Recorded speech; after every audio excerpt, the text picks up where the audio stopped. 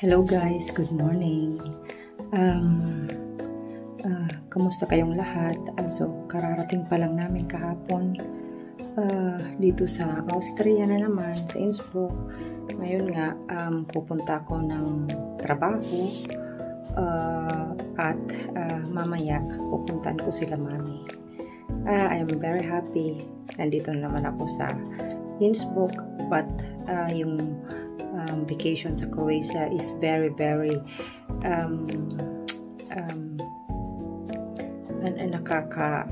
nakapag-relax talaga ako, at saka marami kaming napuntahan, maraming kasiyahan, and that's a very good experience again.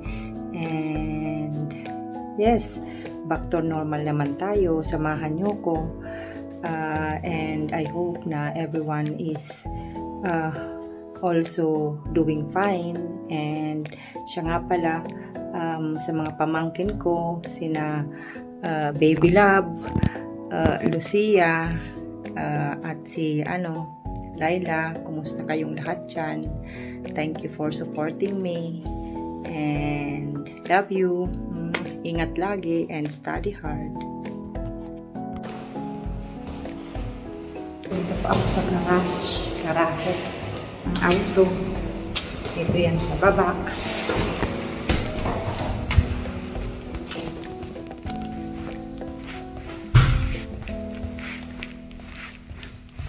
Nandito po yung auto namin.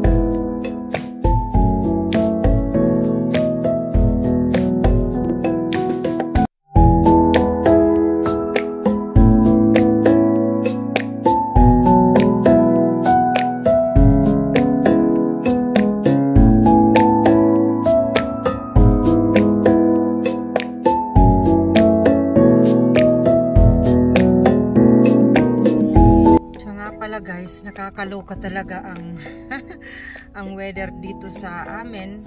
Also, kalain nyo sa Croatia 38 degrees. Ngayon dumating kami sa Innsbruck, nasa 12 degrees na lang. Naka sweater na nga ako kasi malamig talaga guys. Nakakaloka talaga. Kaya maraming kung mahina yung mga resistensya ninyo, madali siguro kayong magkakasakit, magkakaroon ng ubo, o kung ano-anong mga karamdaman. And talagang dapat ma-cope up ninyo yung weather dito. Tsaka nung una, siguro mga the first month ko rin, struggle din ako noon kasi dumating ako dito February, snow pa yan.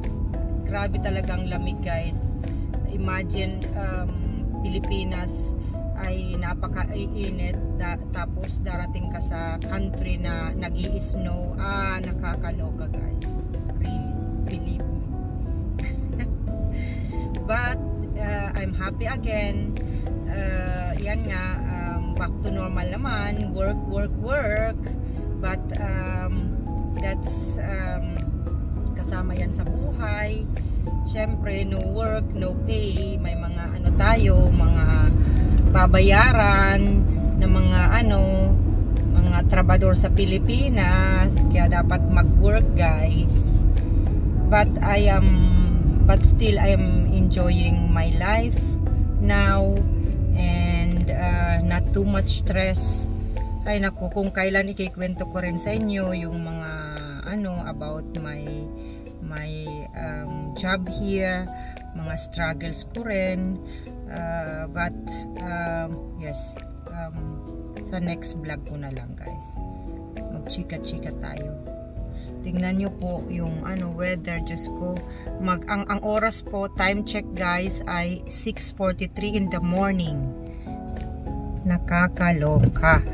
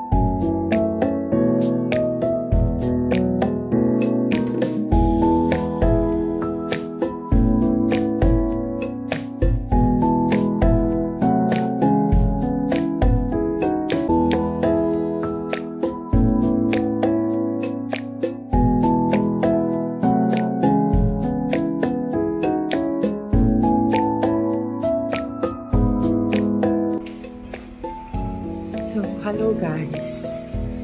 Look, umuulan na po. Umuulan na. Aba, yung lang, yung pinong ulan. Kaya,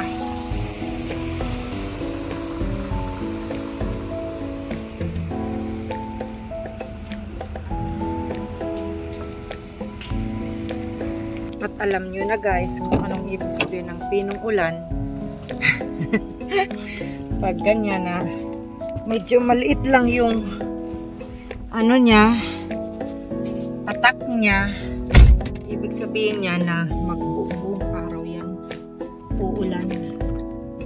But it's good for the nature, guys. Yung mga yung mga puno, halaman, gustong-gusto niya yan. Pala, guys, for nalaman ko kasi nabasa ko doon sa dyaryo na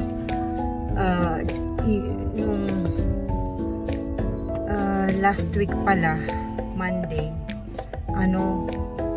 grabe pala yung ulan dito ngayon. Maraming mga dito sa Tirol, Austria, dito sa amin, sa lugar namin, marami pala yung na distrosong mga infrastructure, yung mga may mga bahay, may mga tulay, kasi grabe yung buhos nung ilang araw yung ulan, tapos yun nga nag-overflowing na naman sa may mga sapa, sa mga kaya may mga na-distroso.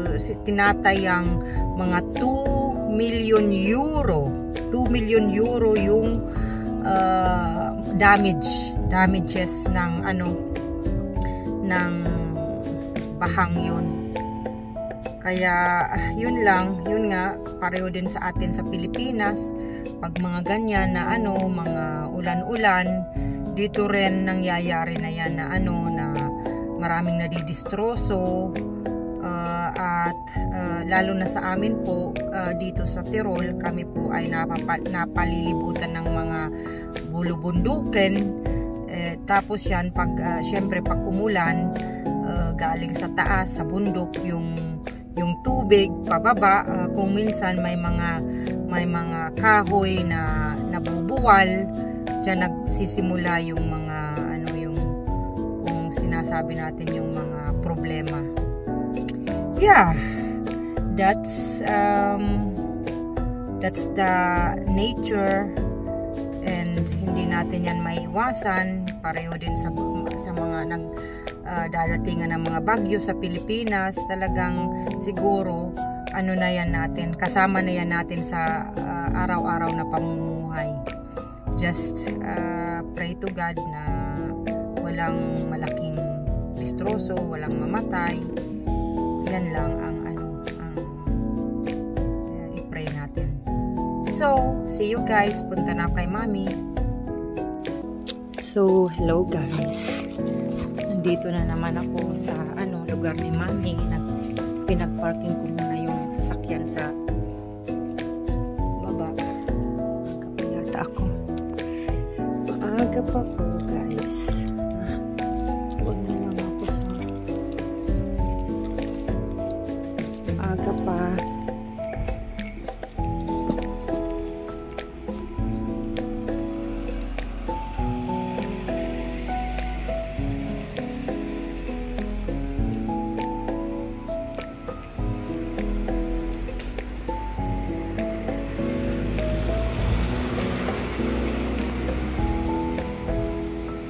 Dito muna ako maglalakad guys kasi sarado pa yung sa pintuan papasok sa may supermarket. Bibili ko ng bread dahil magbe-breakfast ako doon kila Mami. Ay naku, umuulan na naman. Umuulan na naman.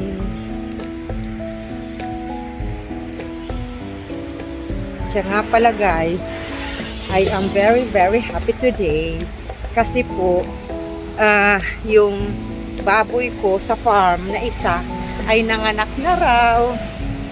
10 biik yung anak niya, sana 11 daw, pero yung last na ay medyo maliit kaya hindi na nakayanan, talagang maliit, napakaliit na raw. Kaya but it's okay. It's very I'm very thankful. Kahit nga yan guys, 5 lang. Basta healthy po. Healthy ang kailangan kong mga piglets. Kaya, I'm happy guys. I'm very happy. So, bili tayo ng bread guys. Bili tayo ng bread.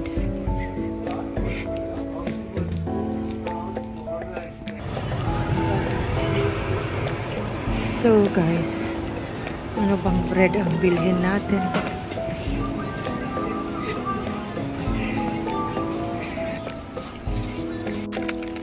So guys, bumili na ako ng tinapay. So, naglalakad na naman ako. Kilala na ninyo itong way na ito papunta sa bahay ni Mother. So, time check guys. Oras na ba? 7. Hello, 46. Guys, si Luis, si Busing, punta ng school. Nag-breakfast na ka? Bilang na ito shule. Bilang na ito. 2 Stunden. So, bye. So, alis na si Busing, punta ng school, guys.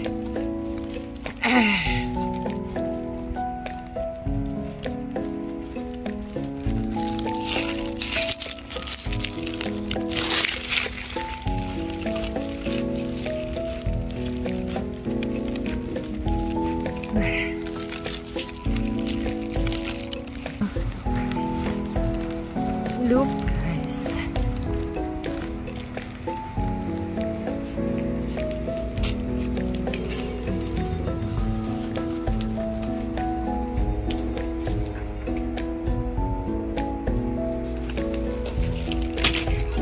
Hello, Mami.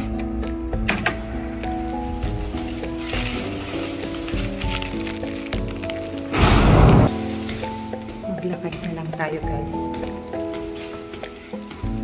Para exercise din sa umaga.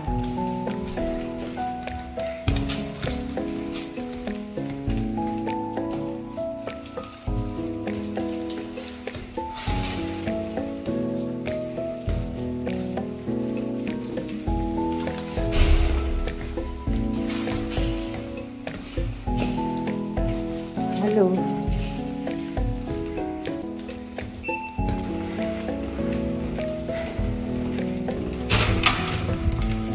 Hello. Oh yeah. Hello.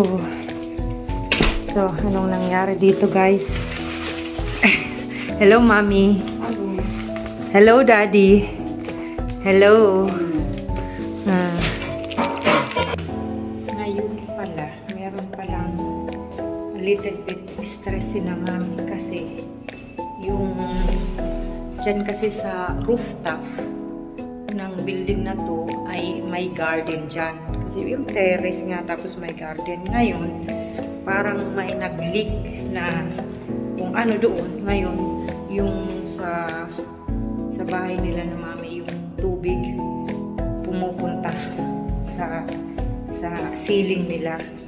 Kaya stress na stress si Mother. Para rin silang nasa Pilipinas na maraming mga balde na nakaabang sa living room nila saka sa kitchen. Especially po pag ganito na umulan. Umuulan din sa loob nila, sa bahay nila. Kaya hindi ko na binag-video kasi sabi ni Mami wag na, nakakahiya. So, that's for now, guys. Saka, yun nga, siguro mga in the next days tutulungan ko rin si Mami sa sa bahay, mga gawaing bahay. Kasi nga, yun nga, yung ibang mga medyo mabigat, wag na niyang gawin kasi nga palaging masakit rin yung ulo niya, masakit, kaya nga umiinom yan palagi ng gamot sa sakit sa ulo dahil yan palaging masakit yung ulo niya, especially pag na-stress, saka yung pabago-bago yung panahon. So, nandito naman tayo. Garahe.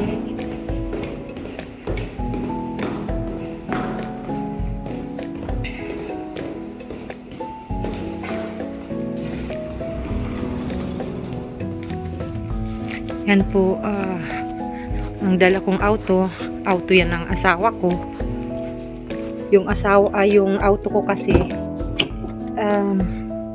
ipapagawa ko kasi yun ang mga rules and regulation dito. Once a year dapat pinapa-check up mo yung auto. Dapat always in running condition, guys. Dapat yung mga auto rito ay always in running condition. Kaya yung auto ko ay ipapagawa ko pa lang bukas. And alam naman ninyo, nakita na ninyo yung auto ko ay pulang cabrio. Pwede yun na ma-open yung sa taas sa bubong. Pag summer, magandang mag joyride. And yeah, medyo may katagalan na rin po yung auto ko. Nasa maybe 15 years old na po yung auto kong yun. Pero magandang tingnan kasi nga brand yung binili ko yun. Saka ako lang yung may-ari, ako lang talaga ang gumagamit. Saka yun nga, palagi ko siyang inaalagaan. Kaya na-preserve yung body niya, tsaka hindi masyadong ano nga yun, talagang rugado. Okay, and that's for it now, guys. I hope na okay din kayo dyan sa Pilipinas.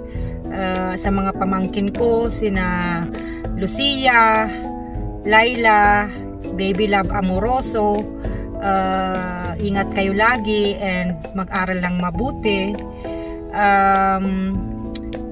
That's it. Hello guys, time check 7:30 in the evening. Maliwanag pa rin dito sa amin.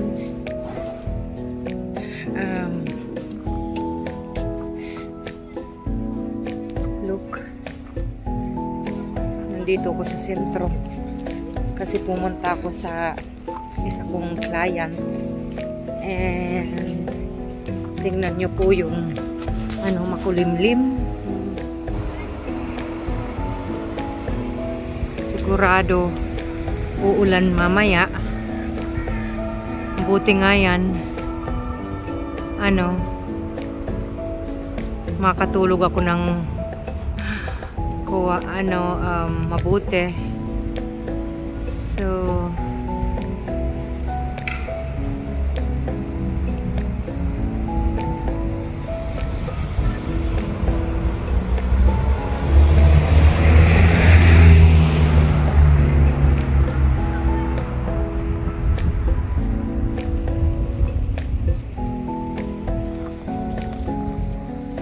bali, itong video ko guys ay madali lang, nagbibigay lang ng update sa inyo kung ng buhay-buhay, and yeah, nasabi ko na siguro sa inyo kanina na I'm happy today kasi nga yung baboy ko sa farm na isa ay nanganak na, 10 yung anak. Sinabi ko na yun kanina, pero sasabihin ko pa rin kasi masaya lang po ako guys. I am very happy. Sana lang po Lord, lahat sila mabuhay, yan lang wish ko, dahil yan pa ang isa sa mga struggles ng mga farmers, na pag mga ganyan, for example sa mga pig, kahit na yan ilan yung buhay, hindi mo pa talaga masasabing lahat yan mabubuhay unless na they are malaki na, maybe 2-3 months na. Pero yung kasi sa akin, yung nagiging problema ko ay kapag ipinaghiwalay na sa inahin, dyan nagmumula yung problema, nagtatae hanggang sa mamatay. Kaya yun nga, yung sa iba kong kulungan, nilagyan ng stopper yung tubig para makontrol yung pag-inom nila, kasi based sa caretaker ko, sinasabi niya na nasobrahan daw ng painom. Kung totoo yan po ang haka-haka niya, yan ang di ko masasabi. Pero yan, nakakainis lang pag namamatay yung mga piglets. Kasi nga, yun nga, maraming sacrifice na ginawa bago naman yan manganak, kasi yun nga, maghihintay ka ng 114 to 116 days bago sila ipanganak, tapos ganyan ang mangyayari. But I hope now na maging positive lang tayo guys. Maybe there will nothing bad happen to my piglets. just wish. And that's for today's video, guys. If you like my videos, please like, share, and subscribe for more videos. And thank you for watching. God bless. Bye. Mwah.